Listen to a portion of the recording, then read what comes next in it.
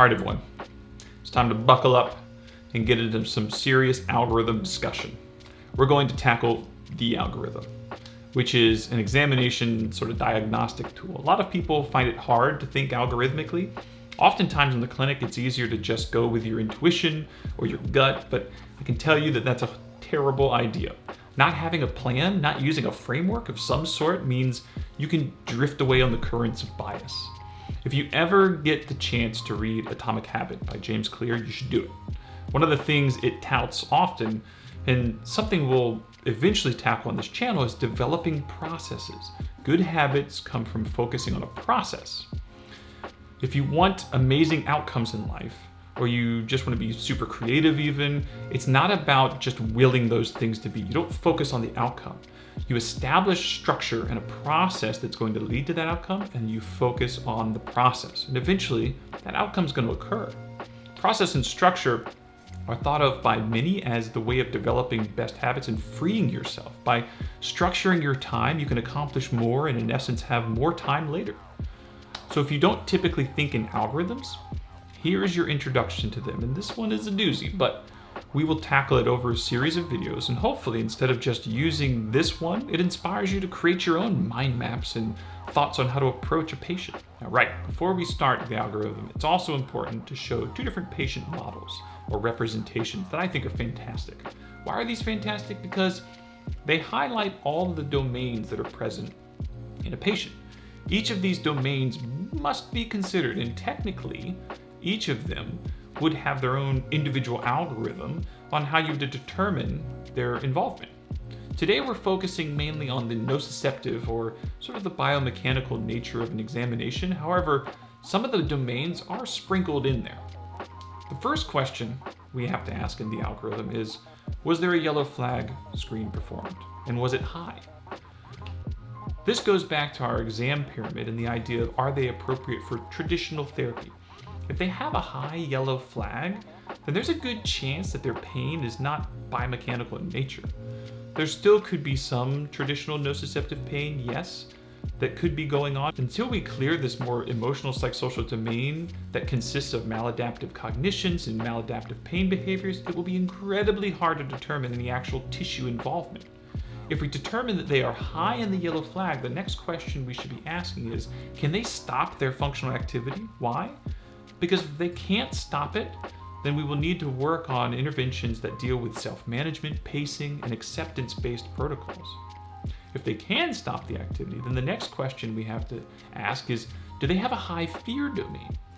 If it's high, then we need to utilize graded exposure. But if it's not high, we can utilize graded activity. All the while, we are using our clinical reasoning to break down those maladaptive pain behaviors, and we're using our education on pain science to help with maladaptive cognitions. I think a lot of people get coached up on the cognitions concept, pain catastrophizing fear, magnification, ruminization. But they don't recognize the maladaptive behaviors well, like facial expressions, verbal pain expressions, protective or safety behaviors.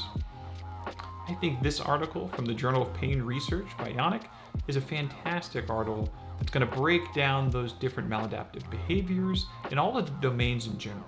Now, once we're good that there aren't present any of these yellow flags, we'll just go straight into our active range of motion. What we need to know from active range of motion is the quality, the quantity, and is there any pain? We want to know, can they do it? Mainly because if they can't do it, we can just simply put, say that there's something limiting it. If they are limited in active range of motion, we need to do passive range of motion to determine if the range is actually there or not. With passive range of motion, we're looking at the same concepts, quality, quantity, and pain. And it's so important that when we do passive range of motion, that we have full control of the limb. And to have a full control of the limb, you need to control all of the joints that are present. So if I'm looking at the shoulder, I better be supporting the elbow and the wrist. Why? If I'm not controlling those areas and I'm just lifting the arm up, what happens to those areas? Well, they're going to move a little bit. They're going to have at least the sense of movement. And that sense of movement might be a sense of uncontrolled motion. See, joints are highly innervated, and we want those joints to report back to the brain that everything is under control and everything is stable. So to get proper information from passive range of motion, you must control all the joints in the moving segment. Some other important aspects of passive range of motion to take note of, do they have excessive range of motion comparatively to active? Do they have no pain at all? Should we do longer holds at in range?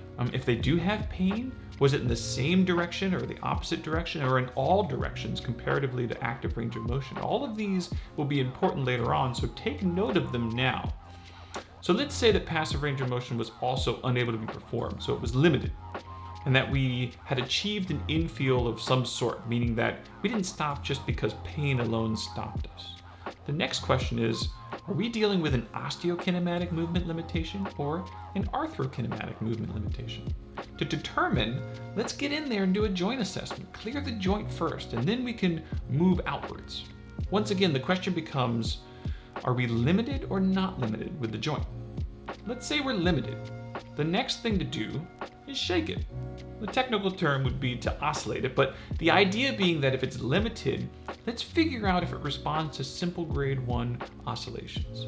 And why would it? Well, it could be that the joint has just poor nutrition. When something's immobilized, whether voluntary or involuntarily, it's going to lose GAG, hyaluronic acid, ground substance, water content, aka it's going to be less mobile because it's not as healthy. Or it's been shown that local muscles will reflexively guard and give the sense of a restricted capsule, like with false positive adhesive capsulitis in the rotator cuff.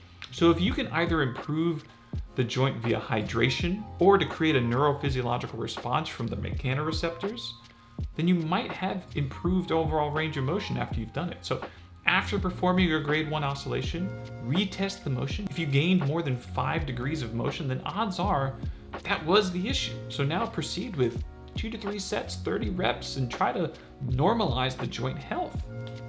If you can normalize it, then go back to the top, start with active range of motion and move down again. Now, let's back up the rung and say that the joint mobility and motion does not improve from a grade 1 oscillation. Well, that could mean a couple of things. It could be a dislocation subluxation, it could be a unilateral restriction like a loose body, it could be a multi-directional restriction like a capsular fibrosis, it could even be edema. Typically, if you suspect some form of fibrosis, that means that there had to have been some sort of inflammatory response at some point in time to set up that process. So if they have some form of inflammatory disease or report of trauma, that could cause that, and that adds up. If you're dealing with edema, try 50% 1 rep max, 3 to 5 sets of 50 plus reps. Try and pump out and flush that area.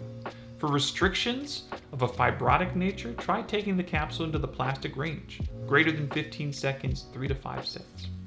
I will say more often than not, way more often than not, we're probably dealing with the first type of joint, the one that responds well to grade 1 oscillations or has afferent input issues and does not need to go into the plastic range. What happens if you find that passive range of motion is limited and the joint feels good?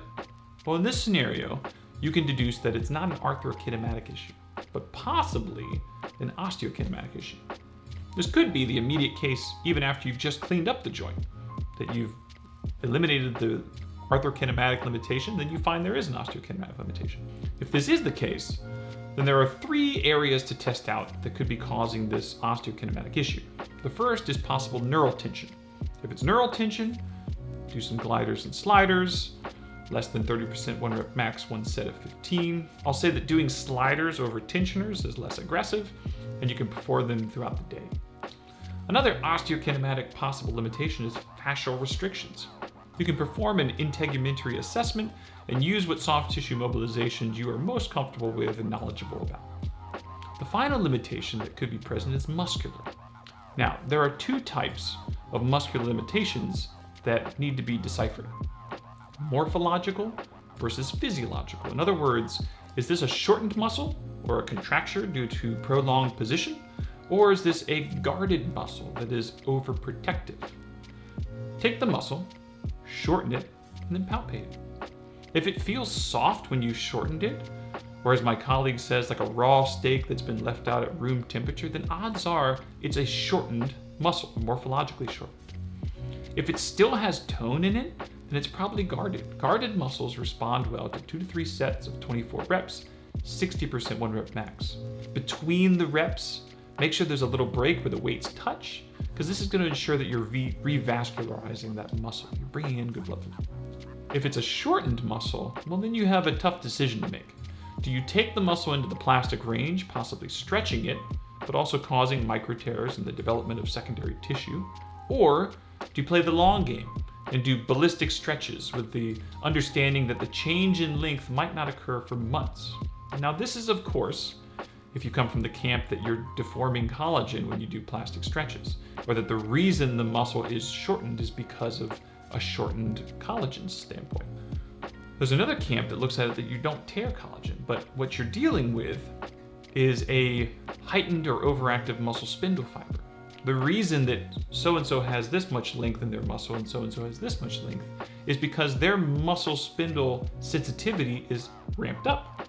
And that by doing prolonged stretching, you're not deforming collagen and lengthening the muscle. What you're doing is you're deregulating the muscle spindle response. You're desensitizing it. So now the muscle spindle is not as active and reactive to the length of the muscle. Therefore, in that camp, the range you have is due to your genetics and the overactivity or underactivity of your muscle spindle fibers. Regardless, once you normalize the range of motion, go back to go and start at the active range of motion assessment again. If you're enjoying the algorithm, please subscribe and tune in next time when we get into the next portion.